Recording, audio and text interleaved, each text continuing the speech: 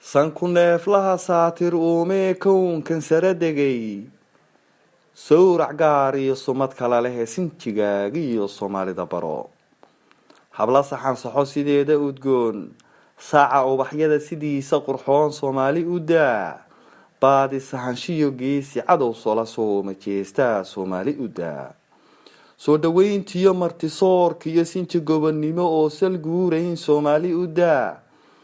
geed saligu yaala isku saamaxo suldaan iyo wabar soomaali u daa daanta sacabliyo ciyaar saylici shirb iyo saar soomaali u daa gayaan saxan oo sees u raba qoys markay laba siman soo heshiiyaan sidig mood iyo geel 99 lagu daray saa'id halku yahay waa 700 muunad sare iyo sooriye iyo xidid soomaali u daa hidda sama badan oo sariiga leh soo jireen dhaqan ceeb saliim ka ah soomaali u daa maama sugan oo run u tahay sees sarbeeb duur xula soomaali u daa soo yaaldhiga iyo suugaan hodan oo heer sarraysiyo murti saaf iyo soomaali u daa abwaan soo kacay sida ina ganay dhaxal sidi kara xikmad sadarlihiisa laama lay furay sahal qoran iyo siciid qaliilniyo haykal samadoon